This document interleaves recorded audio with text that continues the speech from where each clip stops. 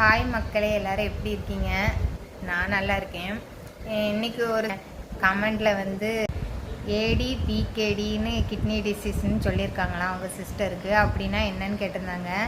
இது வந்து எனக்கு வந்து நான் டாக்டர்கிட்ட பார்க்கும்போதே வந்து என்கிட்ட ஃபஸ்ட்டு என்ன கேட்டாங்கன்னா, உங்கள் வீட்டில் யாருக்காவது கிட்னி டிசீஸ் இருக்கா அப்படின்ட்டு செக்கப்லாம் பண்ணுறதுக்கு முன்னாடி இந்த கேள்வி கேட்டாங்க, யாருக்காவது இருக்காங்கன்னு. அப்போ எங்கள் தாத்தாவுக்கு வந்து யூரின் போகிறதுல ஏதோ பிரச்சனை, ஏதோ பை மாதிரி போட்டிருக்காங்க அப்படின்னு நான் சொல்லியிருக்கேன்.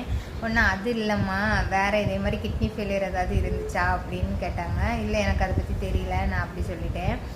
அதுதாங்க ஏடிபிகே. அதாவது நம்ம பேரண்ட்ஸ்க்கோ இல்லைன்னா அவங்களோட பேரண்ட்ஸ்க்கோ இருக்கும். அது வந்து நம்ம ஜெனட்டிக் மூலமாக நம்மளுக்கும் அந்த நோய் வர்றதுக்கு சான்ஸ் இருக்கான். அந்த ஏடிபிகேடினா வந்து சிறுநீரகத்துக்குள்ளேயே நீர்க்கட்டிகள் மாதிரி வருமாமா. அது வந்து அந்த நீர்க்கட்டி வந்து கொஞ்சம் கொஞ்சம் நாளில் பெருசாகிட்டே இருந்து அப்புறம் கிட்னியோட ஃபங்க்ஷனை வந்து ஸ்லோ பண்ணிடும். இதுதான் மக்களே, இது வந்து ஒரு ஜெனட்டிக் நோய் மாதிரி.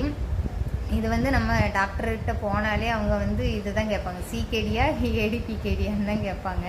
சிகேடினா நம்மளுக்கு உடம்புலையே நாள்பட்ட நாளாக அப்படியே இருந்து வர்றது. ஏடிபிகேடினா நம்ம ஜெனட்டிக் மூலமாக இல்லைன்னா 50% இது நம்ம பேரண்ட்ஸுக்கு யாருக்காவது கிட்னியில் ஏதாவது இருந்திருக்கலாம், இல்லைன்னா அவங்களோட பேரண்ட்ஸுக்கு அந்த ஜெனட்டிக் வழியாக வர்றது. இது வந்து இதோட ரீசனுமே வந்து பிபி, அதுக்கப்புறம் வந்து சுகர்லாம் கண்ட்ரோலாக வச்சுக்கணும். முக்கியமாக யூடிஐ இன்ஃபெக்ஷன்லாம் வந்தால் லேஸில் விட்டுறாதீங்க, கண்டிப்பாக பார்த்துருங்க. அதெல்லாம் இந்த மக்களே ரீசனு.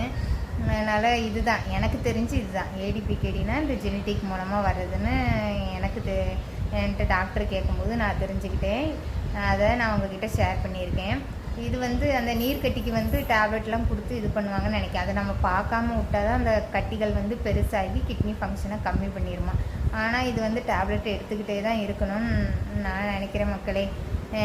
இது தப்பாக ரைட்டான்னு நீங்கள் கமெண்ட்ல சொல்லுங்கள்.